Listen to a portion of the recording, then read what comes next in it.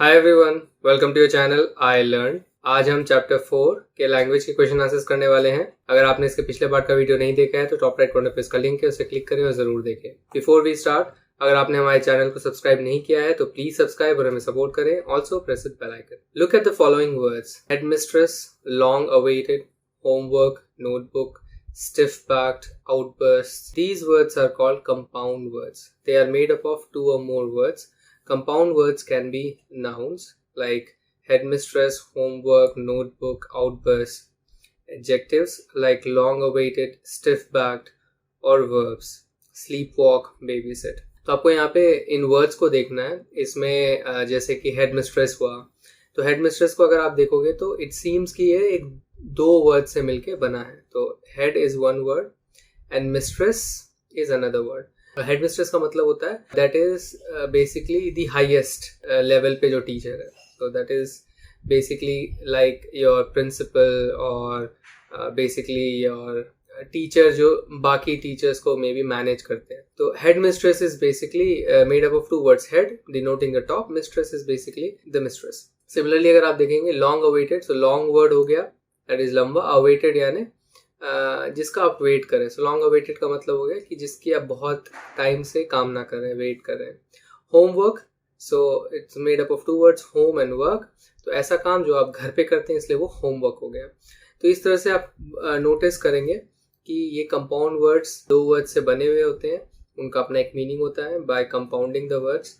और ये नाउन्स भी हो सकते हैं, एडजेक्टिव्स भी हो सकते हैं और वर्ब्स भी हो सकते हैं। Match the compound words under A with their meanings under B, use each in a sentence. तो यहाँ पे कंपाउंड वर्ड्स दिए गए हैं कॉलम ए में एंड बी में उनके मीनिंग्स, एंड आपको मैच करना है।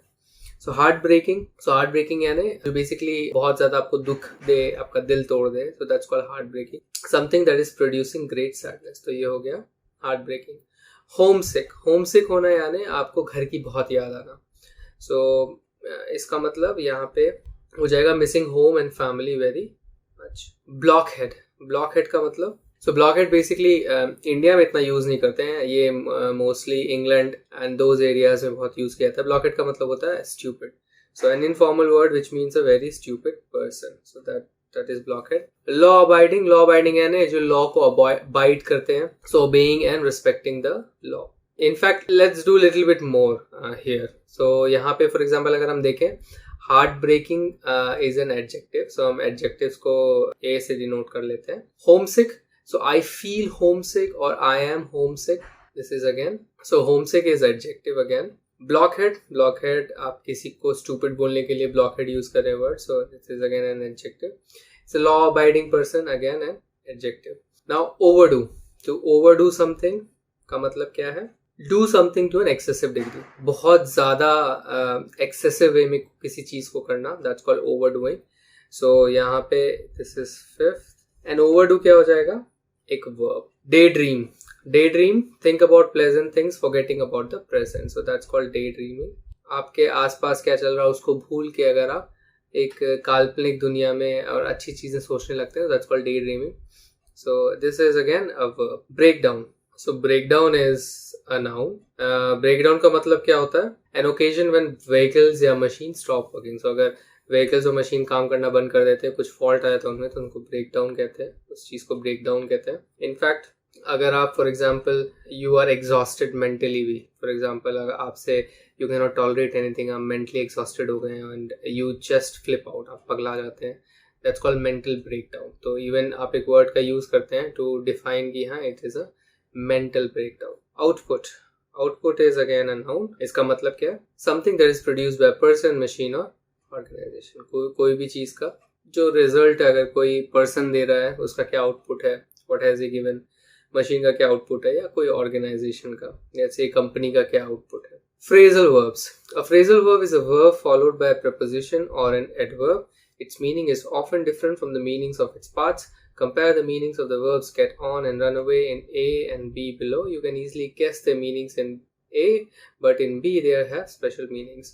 So phrasal verbs ऐसी चीज़ है जो हम even देखते आ रहे हैं सारे वीडियोज़ में। मैं आपको even hint भी करते रहता था लाइन बाय लाइन एक्सप्लेनेशन के वीडियोज़ में कि phrasal verbs जो हैं ये थोड़े से ट्रिकी होते हैं, क्योंकि इनका जो मीनिंग है वो मे बी ओरिजिनल जो वर्ब है उनके मीनिंग से डिफरेंट हो। एंड नॉर्मली फ्रेजल वर्ब का फॉर्मेट क्या होता है कि एक वर्ब होता है, उनके बाद एक प्रपोजिशन होता है. सो फॉर एग्जांपल अगर हम एग्जांपल देखें गेट ऑन, सो गेट जो है इसका वर्ब है एंड ऑन एक प्रपोजिशन है. तो ये वर्ब प्लस प्रपोजिशन के कॉम्बिनेशन से फ्रेजल वर्ब बनते हैं. रन अवे में रन वर्ब हो गया, अवे प्रपोजिशन हो गया. तो अगर हम इनकी मीनिंग्स देखें, so for example A part में देखें, she got on at Agra when the bus stopped for breakfast. So she got on, वो आगरा पे चढ़ गई जब बस वहां पे ब्रेकफास्ट के लिए रुकी. Dev Anand run away from home when he was a teenager. तो देवानंद जो है भाग गए घर से जब वो टीनेजर थे. तो आप नोटिस करें कि ए पार्ट में इट्स नॉट सो हार्ड कि आप गेस ना कर पाए मीनिंग को. बहुत सिमिलर है इनके रूट वर्ब जो गेट और रन है उससे. बट अगर हम बी को देखें, she is eager to get on in life, तो यहाँ पे जो गेट ऑन का मतलब है वो होता है कि सक्सीड. सो वो क्या है, ईगर है ताकि वो लाइफ में सक्सीड हो पाए. तो गेट ऑन से आप इमीडिएटली इमेजिन नहीं कर पाएंगे कि गेट ऑन का मीनिंग सक्सीड होगा. तो ये हो गए स्पेशल मीनिंग्स है जो जिनको मैं कहता था ट्रिकी होते हैं. The visitors run away with the match. So run away with the match का मतलब यहाँ पे रन अवे का है कि they won easily. So again run away को देख के आप ये नहीं इमेजिन कर सकते इसका मतलब विनिंग से होगा. सो फ्रेजल वर्ब्स आर समथिंग जो आपको याद रखना पड़ेगा एंड ये बहुत ट्रिकी होते हैं. तो आपको इसलिए भी याद रखना पड़ेगा कि आप गलत मीनिंग इंटरप्रेट कर सकते हैं, इसलिए you should know this. And normally क्या होता है कि जब आप नॉवेल्स पढ़ते हैं या इवन हायर लेवल के टेक्स्ट पढ़ते हैं तो ये बड़ा प्रॉब्लम करते हैं आपको, बिकॉज क्लियरली आपको इनका मीनिंग समझ में नहीं आता है. सो this is something I suggest कि आप जैसे जैसे यू रन अक्रॉस देम आप उनको याद करते जाएं. Some phrasal verbs have three parts, a verb followed by an adverb or and a preposition. कुछ phrasal verbs के 3 पार्ट भी हो सकते हैं, जिसमें एक verb होगा, उसके बाद एक adverb होगा और फिर preposition होगा. जैसे run out of, run out to. तो इसमें run is verb, out is adverb and off is preposition. So our car ran out of. So ran out of का क्या मतलब है, खत्म हो जाना कोई चीज. So ran out of petrol मतलब मेरे गाड़ी का पेट्रोल खत्म हो गया. The government wants to reach out to यानी basically to send information to. तो आपको अपनी आवाज पहुंचाने, जिसे कहते हैं आवाज पहुंचाना जनता तक, that's called reaching out to. So here also you see there are 3 parts. और आप दोनों एग्जांपल में देखेंगे कि it's not so easy to imagine का मीनिंग से, एंड दोनों बहुत ही कॉमन फ्रेजल वर्ब्स है. तो इनका मीनिंग तो आपको पता ही होना चाहिए. I ran out of ideas, my pen ran out of ink. So this is very common, आप ये बहुत सुनेंगे. The text you have just read has a number of phrasal verbs commonly used in English. Look up the following in a dictionary for their meanings under the entry of the italicized word.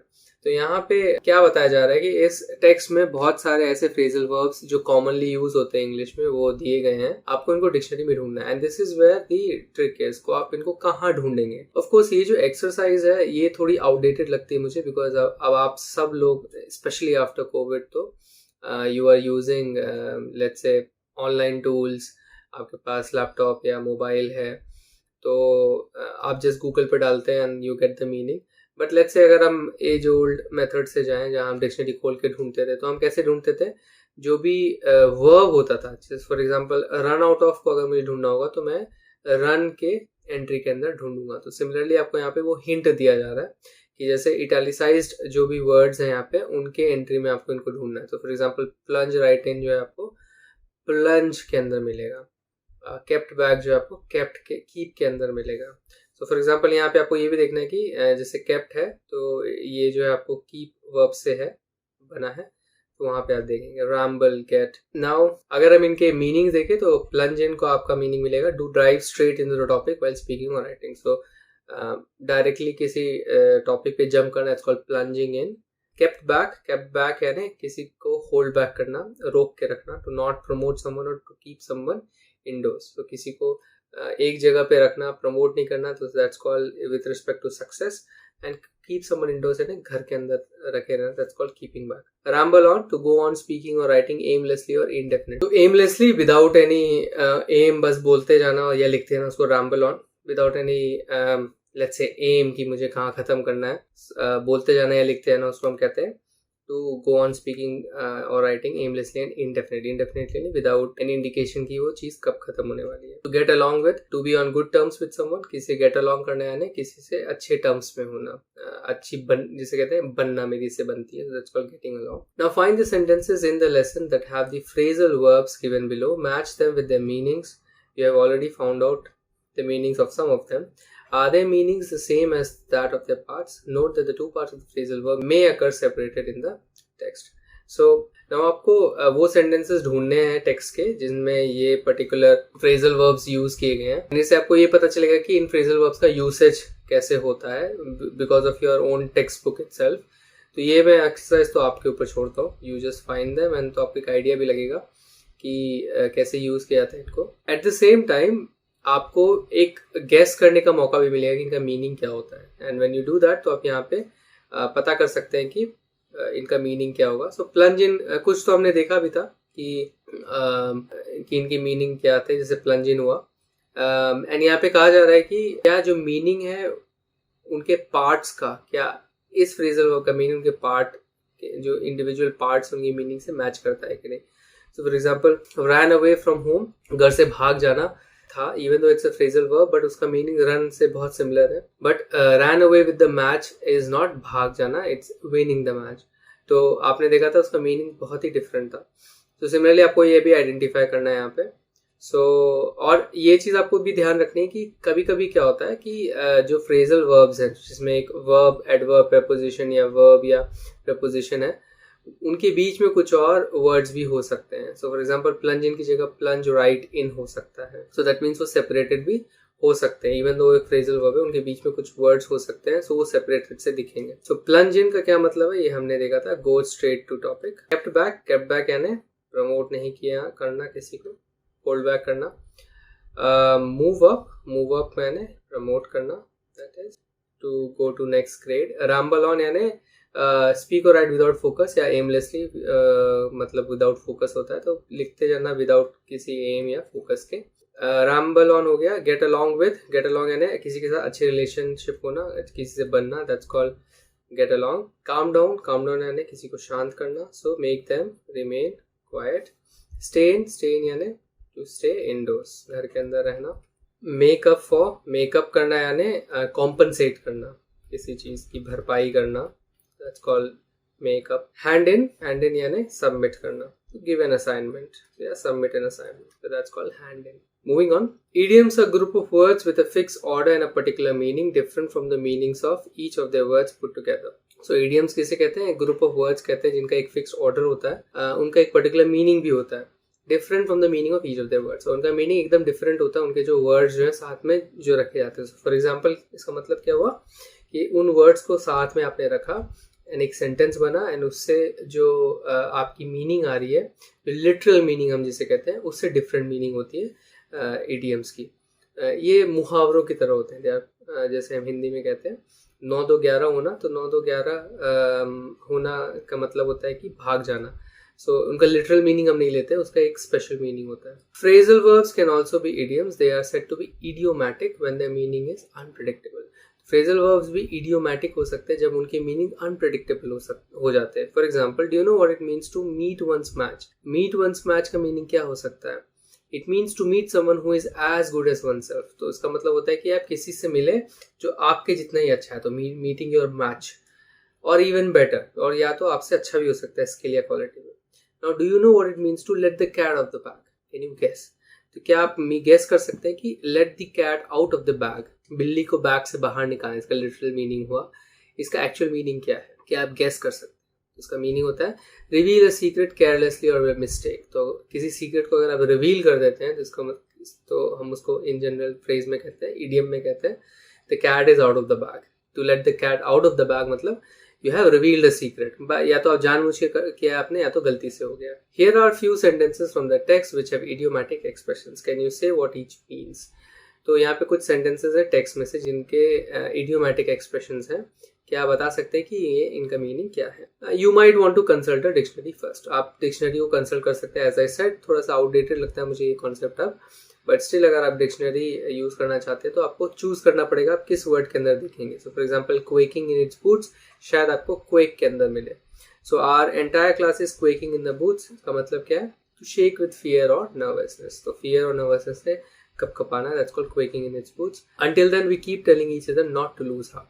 So not to lose heart का मतलब क्या है? Not to lose hope. तो यहाँ पे heart का मतलब हो गया hope. Mr. Keesing was annoyed with me for ages. तो for ages का यहाँ पे मतलब हो गया बहुत, since a long time, मतलब for a long time. Mr. Keesing was trying to play a joke on me with this ridiculous subject, but I would make sure the joke was on him. तो joke was on him का मतलब क्या हुआ? To turn the tables, मतलब तख्ता पलट देना. Here are a few more idiomatic expressions that occurs in the text. Try to use them in sentences of your own. तो यहाँ पे कुछ और idiomatic expressions हैं, इनको आप अपने sentences में use करें. So for example, caught my eye. अब इन idiomatic expressions का meaning आपको dictionary से ढूंढे. Let that be your exercise. और जब आपको समझ में आ जाए तो आप अपने sentences में use करें. So for example, caught my eye का example हो जाएगा, her brightly colored handbag caught my eye.